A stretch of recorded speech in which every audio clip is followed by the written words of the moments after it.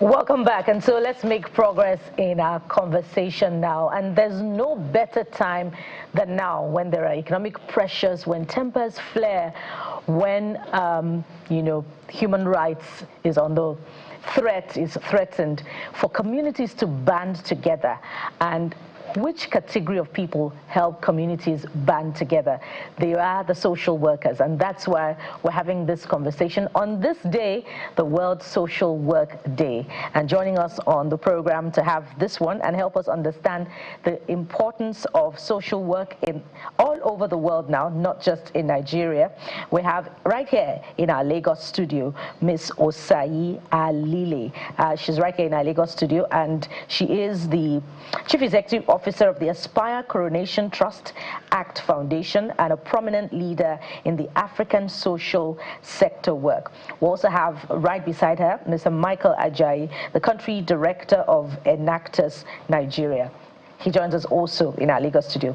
Lady and gentlemen, thank you for joining us on the program. Good morning. Good morning. Good morning. Thank you. So let's start by asking the basic. What is the essence and the meaning of the World Social Work Day? I'll start with you, Ms. Alili. Thank you for having us. I mean, Social Work Day is really a day to commemorate the work that has been done in the communities. And you're talking about social workers, non-profit workers as well, and the development sector. But it's also a day where we begin to reiterate that the sector is actually needed.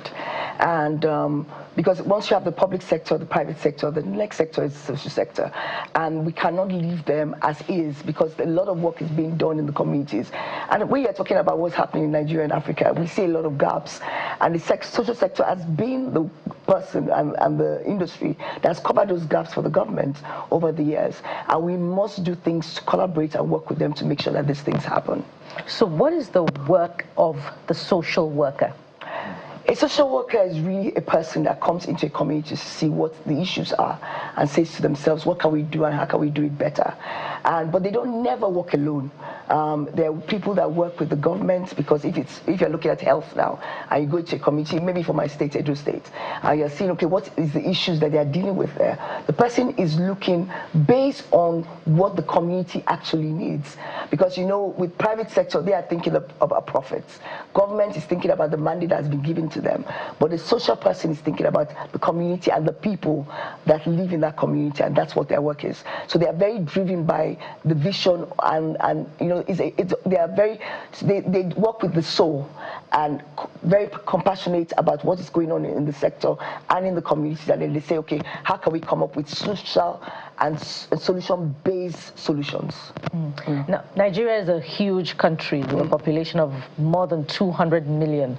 And for some communities, they might have felt the impact of social workers who come and provide intervention either in the area of SGBV or in the area of, economic intervention to help certain people. But for some Nigerians who are saying, look, I've never had that experience in my community. Mr. Ajayi, how would you describe the impact of the social sector in Nigerian communities? Thank you for that question. Now, the impact is beyond measure.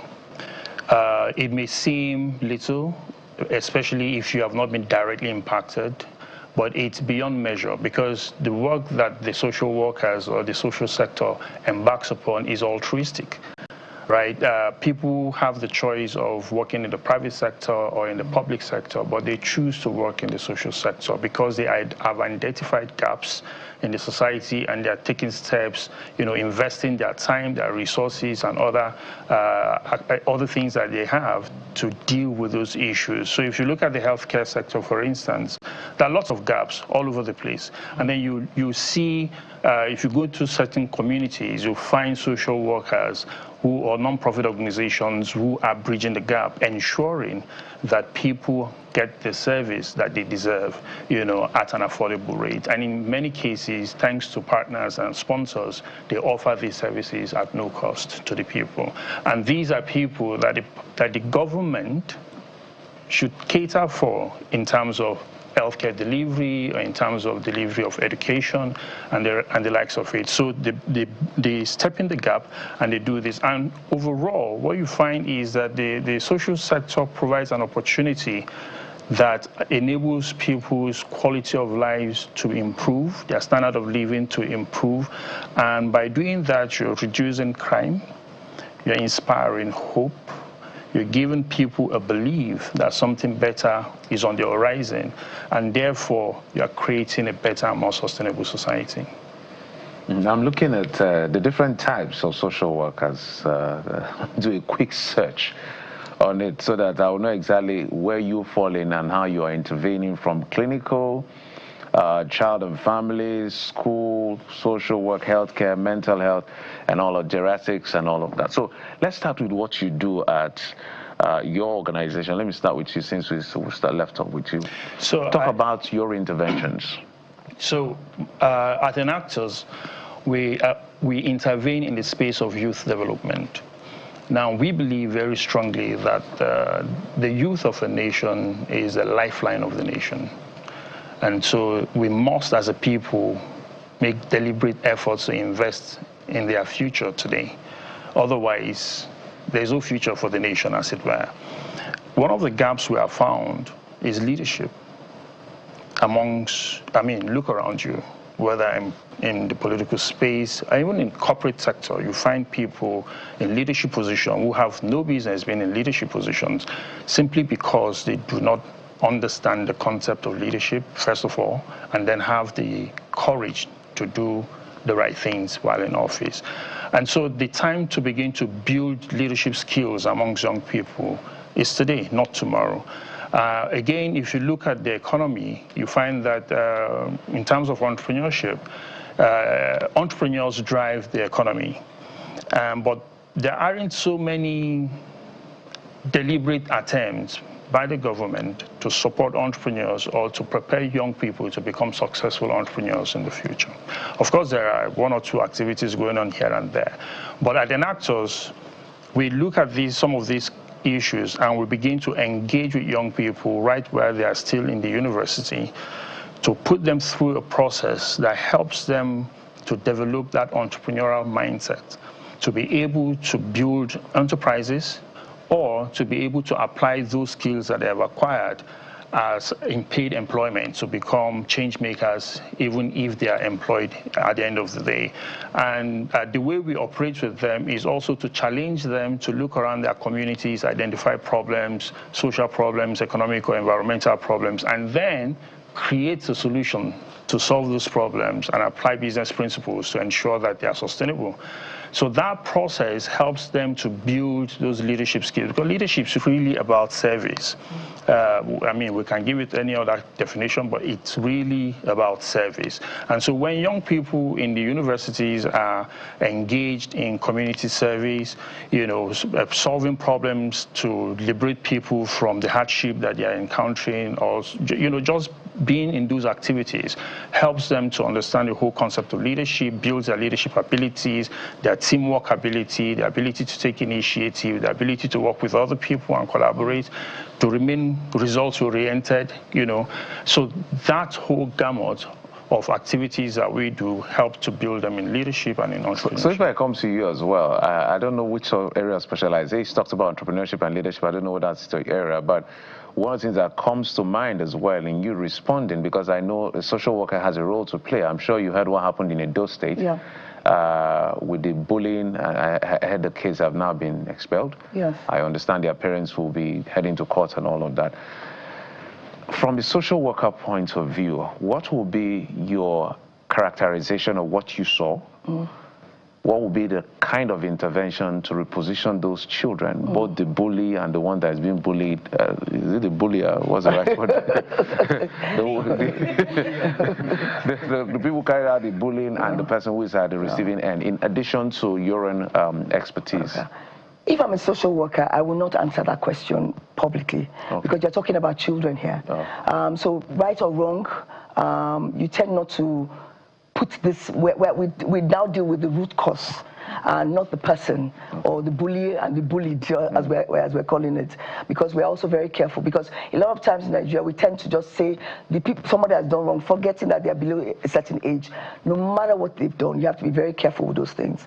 So from my own point of view, we are an organization that we work with someone like an Enactors So Aspire Coronation Trust Foundation is a grant-making and capacity development organization. So we have an organization in Edo State, for example, since you use that as an example, that wants to work in the schools, and they want us to come and work with them. So we will partner with them, we will fund them, so they can do the programs in this school. So if we now know that there's an issue in this school that we're talking about, we'll go into that school and say, okay, what kind of project is necessary because we have a situation here and we want to deal with the root cause of the situation. And if we find that this organization is good for this particular problem, what we will do as an organization is to fund them, to go there, to look at what the issues are, come up with a solution that is beneficial to the school and even the community they're in. Also to even begin to prepare other people outside, other schools, to say, okay, this is what has happened. There must be a problem here. How do we solve that problem? And they will build and give capacity to the organization to be able to do that, not only in Edo State, but across Nigeria as well. Because when we look at a problem like this, and it's only one solution that comes to our mind, we're looking at just one school.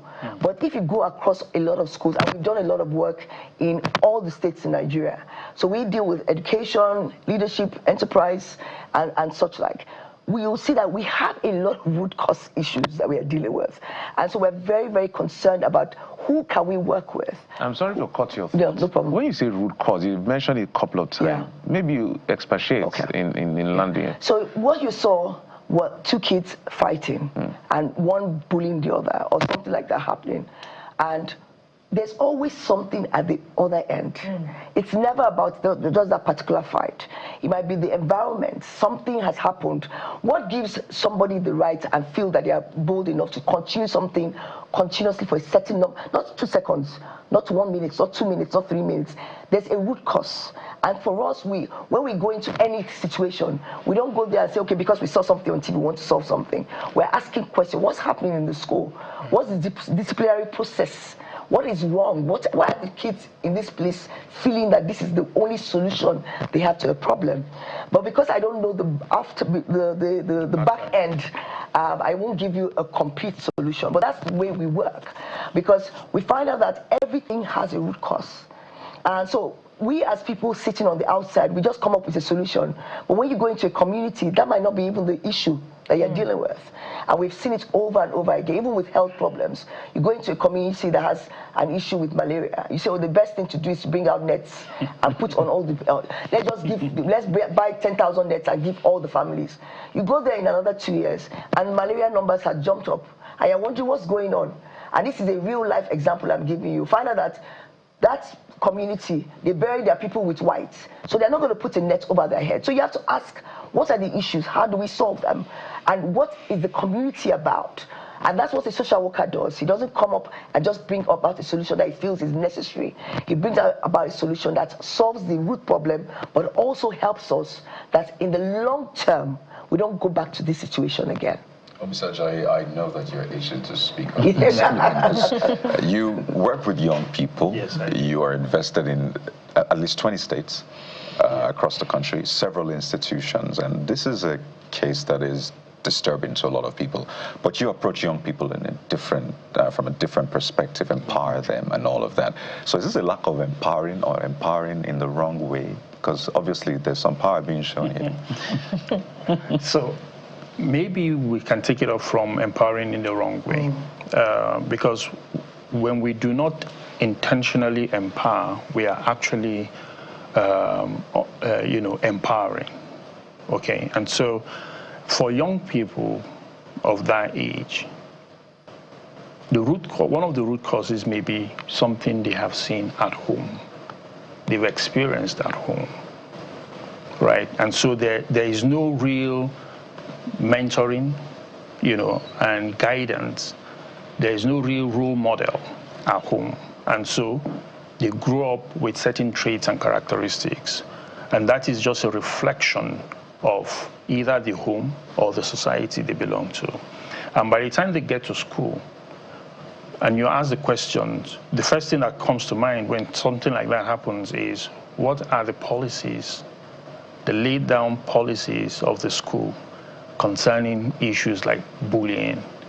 Have these policies been broken down enough for the parents to know and for the children themselves to understand, are there safe centers where somebody who feels threatened can go to and complain within the school, or someone who has observed, a measure of bullying being meted out on someone else, does he or she feel safe to go to a teacher or a lecturer, as the case may be, to say, I observe this? Are there mechanisms that allows me to just send in a note anonymously to say, this individual has these traits, I've seen him do this to this person and that person? And if these structures are in place, to what extent does the school management apply them? Do they say, oh, this is the son of the governor, and therefore he can get away with it? Or do they say it does not matter whose ox is God, if you violate any of these rules, these are the laid-down proceedings that we must mete out on you?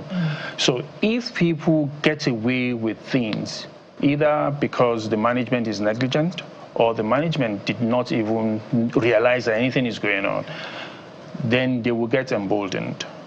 And what you saw on TV, Jeffrey, that is not the first time. That is a reflection of something that has been happening at different levels and eventually blew up like that. So it is lack of, or it is empowerment, but just in the wrong way. Because when you do not intentionally empower in a particular pathway, then you are actually empowering in another pathway by not doing anything about it. And all these things are connected. Today we're celebrating social work and we're speaking to this issue. But for a lot of people listening to us, I can almost be sure that this is the first time in a long time they're hearing about social work. Almost like social workers are undercovers. You don't see them in a manner of speaking. But I remember as far back as 20 plus years ago, I met social workers, brilliant social workers in University College Hospital, Ibadan. But a lot of them are out of the country now because it looks like it's more lucrative there. And that's where this partnership comes in. You're a grant-making organization. You do the work on the field. But a lot of people say, social work, no, there is tech bro that I want to be. There are a lot of other things.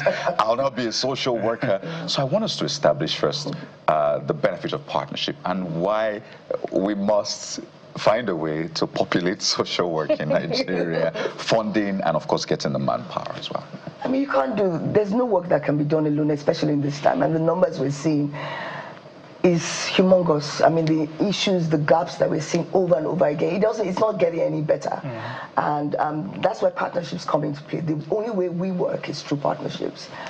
We can implement ourselves, but you realize that you can't go far doing that. And if you want to work we work in 15 African countries. I mean, how do we do that? Going to all the countries that we're working with. And when you also want to see a solution that is long-standing, not short-term, that's where the partnership comes. We've been partnering now. This is our seventh year together doing this across Nigeria, and we know that this works. The thing you said about having lack of social workers is true, because it requires a kind of temperament.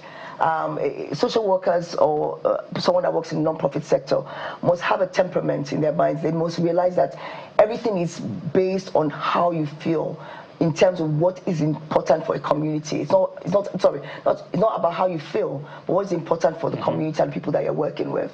And it's not about money, because whatever money you make, you take it. There's no profit that is being made. But the work is essential, because without the social workers and non-profit sector, there's no community that can survive, and that's why you said most people are moving out of the country. We just need to be able to, one of the things I always tell people, that we can't go past an industry. We have to build the industry. I've been in this industry for over 20-something years. I've done all my education here, and I've done it to the highest level. And there's so much to do, and we must just understand that it's essential.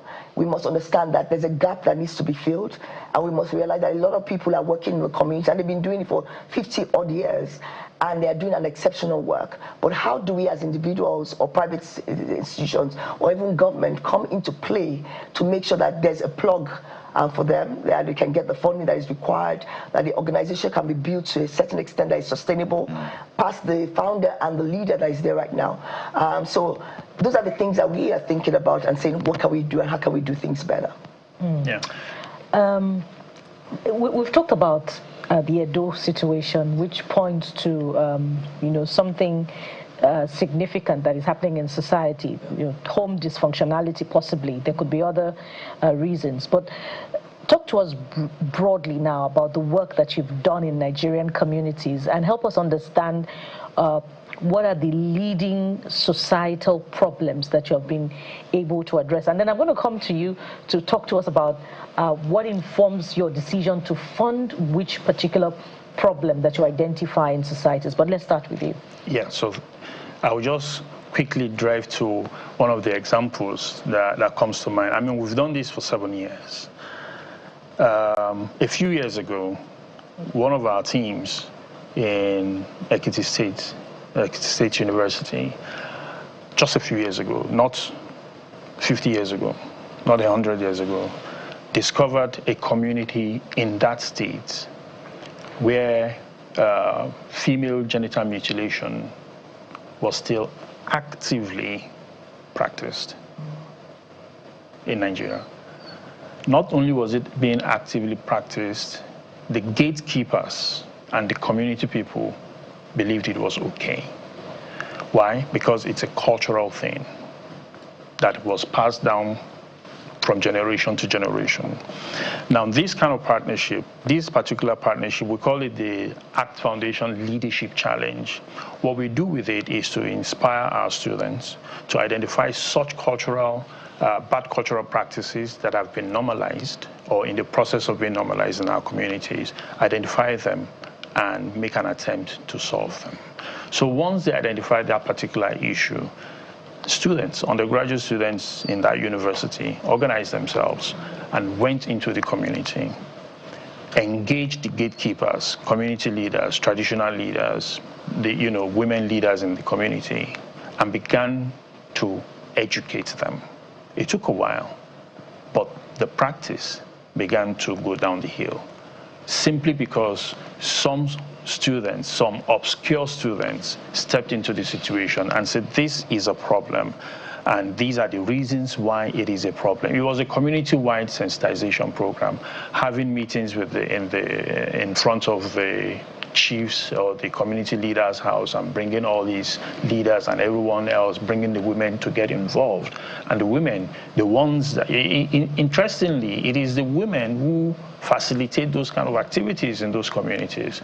And so they have to begin to change their mindset, and that's just an example of the kind of impact such partnerships. Now, ACT Foundation couldn't have gone into that community, right? Enactors is headquartered in Lagos, but this intervention was carried out in Ekiti State. I'm the leader of Enactors in Nigeria, but I knew nothing about that situation. It was the people at the grassroots that said there's a problem, but they could only have come about that because they were inspired to do that, and that's because there was some measure of funding from the sponsor. All right, so let's go to the sponsor now. What informs your decision to fund which particular problem? For us, it's really what the thematic issues are and what gaps we see. We work under some pillars, which is, as I mentioned, health, enterprise, leadership, and the environment. You can't do everything. You can't be all things to all men. And when we started out, one of the things we kept on saying is that how do we do it? How do we reach everywhere? And it's really through collaborations, and partnerships do work. It's finding the right organizations that you can work with, not only finding them, making sure that they know what they're doing. For us, and I keep on going back to the communities and the root cause of the problems, because we are very long-term thinking. Sustainability is key to us, and we look for partners that are already working in those states that understand the communities. You can't go there and come up with a solution that you think is good in Lagos State. Every state in Nigeria is different. Even in the one state, there's so many different communities, and they must understand that, and they must bring people in. You can't go there and do it by yourself. You have to involve all the stakeholders, and once you understand that, then it's easy for us, because for us also is the measurement of the programs. We want to be able to say after 10 years, when he's talking about the numbers have reduced, those are the things that are important to us. Impact is important to us. So when we see an organization that can fulfill this, fill the gaps, and be impactful, and we can measure what we've done and see that the community, even if we walk away, the community takes over the problem, then we feel a bit comfortable to work with you. It's quite, thank you for your service, the both of you. But in closing, while these governors are busy promising numbers they will not be able to give the president, because I've read all of them, the ones that are saying they will give president 2 million votes. No governor, let me not go there. Anyway, except maybe 2 or 3. But where I'm going to with this is politicians have a habit. I don't know whether we caused that habit for them, because sometimes when we blame them, we're also a reflection of these people. We didn't go to import them. They're interested in big projects that you can easily see. The rural areas and the hinterlands are suffering. You talked about one of the pillars is environment. If people that are interested in this altruistic gesture to be able to reposition environment, maybe water and all of that, how do they get across to you? And have you done anything in that direction that you can maybe relate to us in maybe 30 seconds? Oh gosh, we've done it. I mean, we've done it. We work with all the states in Nigeria. We've done things with water in a lot of the states as well. I mean, people can reach us to Act Foundation. If you go online, I mean, you can see us on all the platforms. But you see, I'm saying this directly to every one of us. I mean, when you're looking at big projects, you want big, but we can start as small as possible. And even if you can't do it on your own, there are other organizations like mine that are doing this thing that have been credited to do the work. That's another thing, the credibility of the organization. I mean, we are audited across, I mean, we're one of the big fours. We understand the game. We've done it over the years. We understand the essence of why we're doing it, because we cannot wait for the international organizations to come and solve our problems. We're an indigenous organization. We started in Nigeria and we work in Africa, and that's the way we see it. Anyone that wants to come and join us, we're very available. But we've worked with 107 organizations now, and this is in 15 African countries, and we're proud of the work we are doing. But we're not the only ones. There's so many organizations like Electors out there doing work in the community that none of these people talk about, but they are there, and we want them to continue to be in the communities and to continue to grow. And it's reassuring that besides what government can do, there are individuals and bodies who have taken it upon themselves to solve some of communities' problems. And I want to double down on Jeffrey's gratitude. Thank you for your work. Ms. Osai Alile is the Chief Executive Officer of the Aspire Coronation Trust ACT Foundation, a prominent leader in the African social sector. And of course, not forgetting the social worker himself, a he for she. I don't know, I don't have the evidence, but from what he has said, I'm sure he's a he for she. Mr. Michael Ajayi is a country director of Enactus Nigeria. Thank you for coming on the program. Thank you very much. Thank you so much. Thanks for having us. Well, there you have it. That's where we draw the curtains on the show today. Hope we've been able to influence you to look into the line of social work. It's good to make the money, but you must make the impact as well. So from here, we say thank you. I'm Kayode Okikere. Sunrise Daily is up next, so stay with Channels Television. I am Bukola Koka. Do the best you can and support community. Thank you for watching. I'm Jeffrey Uzama.